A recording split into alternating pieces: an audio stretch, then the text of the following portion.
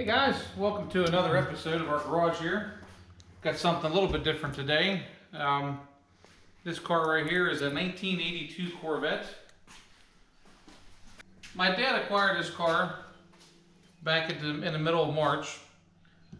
This car was for sale on Facebook, and the guy had in the ad,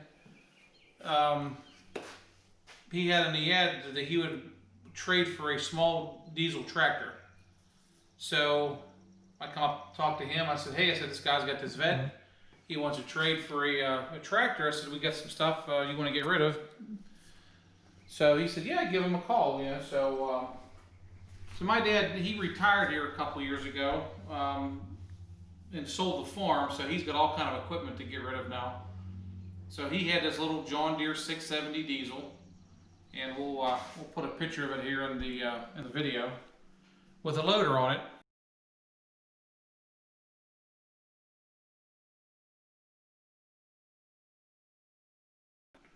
And lo and behold, the guy got back to me and said, "Hey, I'll trade the tractor for the Vette."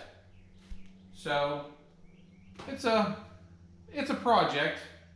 It's an 82. I think it's got let's see. It's got 87,000 miles on it. These cars were unique. These were the last year for this body style, the C3 or the Mako Shark 3rd generation Vettes. I've always liked this style. It's always been one of my favorites. The 80, 81, and 82s are all identical body-wise, and I think they're one of the nicest looking of this style with the real long nose on these and the built-in rear spoiler. This car is unique too because it has the crossfire and fuel injection, which they get a lot of flack about. This was the first year, and actually one of only 2 years for the crossfire. 82 and 84, as most people know. There was no official 83 Corvette. The 84 was the C4 style. But as you can see, it's pretty complete. It's missing the original air cleaner, the air filter assembly. Somebody threw these things on, and I'm not exactly sure how good these are doing with the hole right here, but we're going to get rid of this.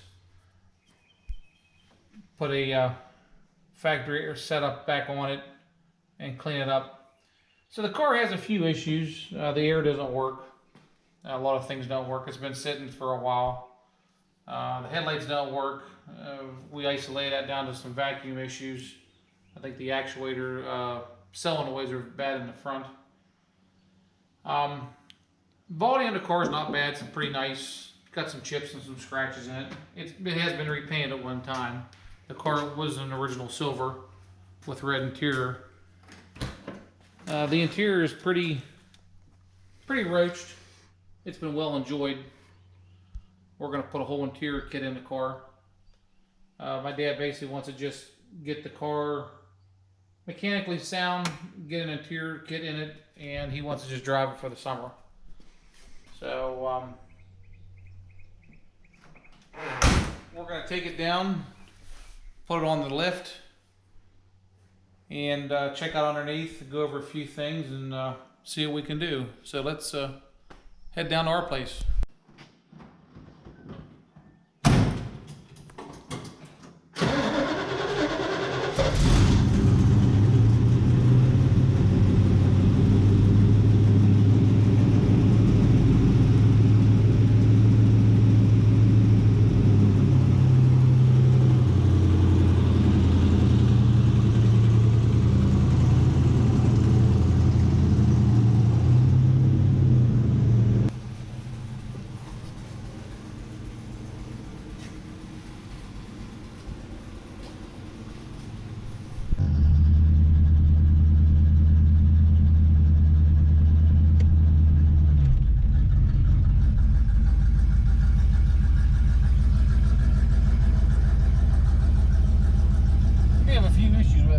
I think it may be a bad U-joint in either one of the half shafts or the drive shaft, because it's got a heck of a clunk in it when you put it in gear. That's something we want to put up on a lift and see what we got here.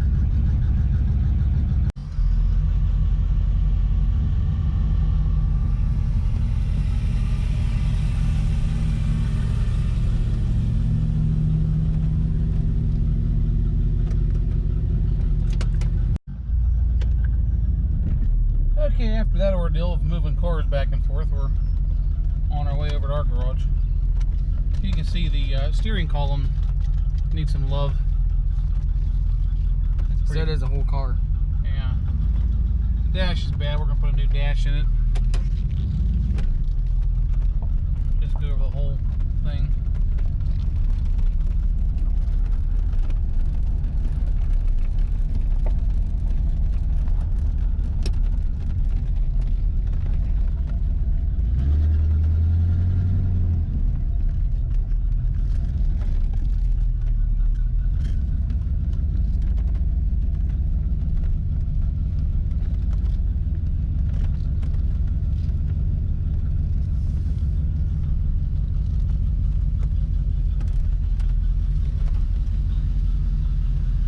This car's been sitting since the middle of March when he got it.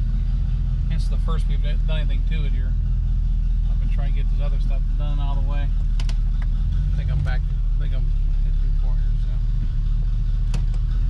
all right, Blake. Let's see if this will work with the lift here. All right, so we got the car down here. We're going to put up on the lift, go over it.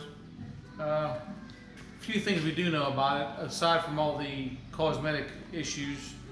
We know it needs an exhaust system. This muffler here is completely gone. It's wired up. So we're gonna put it up here. Look at it. I did look at the frame and stuff before we made the deal. These things are notorious for the frame going bad. So wanted to make sure the frame was good. No rust issues.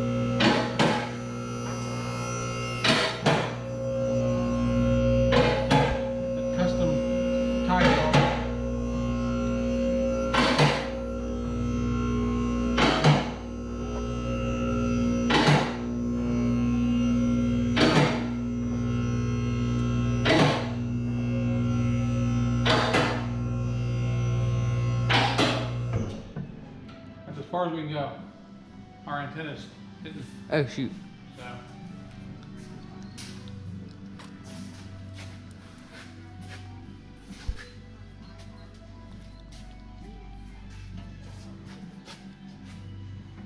Hold on, wash your head on the exhaust.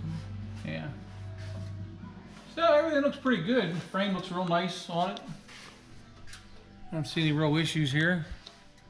Like I said, they're notorious for going bad up in here.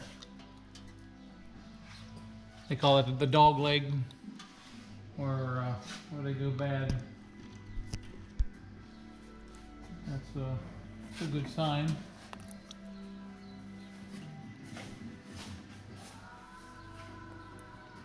It's got some transmission leaks on it. It had a pretty good puddle on the floor when we picked it up. And then the power steering too, these things are notorious for leaking fluid everywhere. These have the slave cylinder system on them.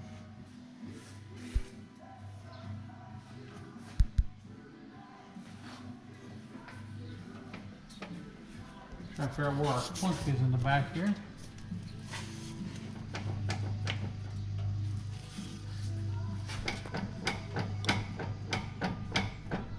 Well, we found our clunk. This U-joint here has got some major play in it, so that's good. That's easy fix right there.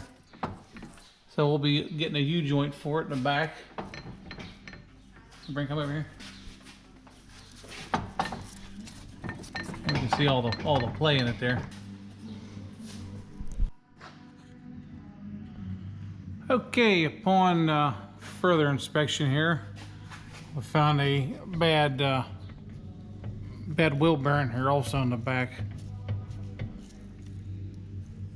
This side here isn't as bad, but it's got a little bit of play in here, so I'm not sure what we're going to do as far as what direction he wants to go with this. Sometimes it's easier just to change out the whole control arm, just get the whole thing rebuilt, and that way you know it's all complete. So that's that.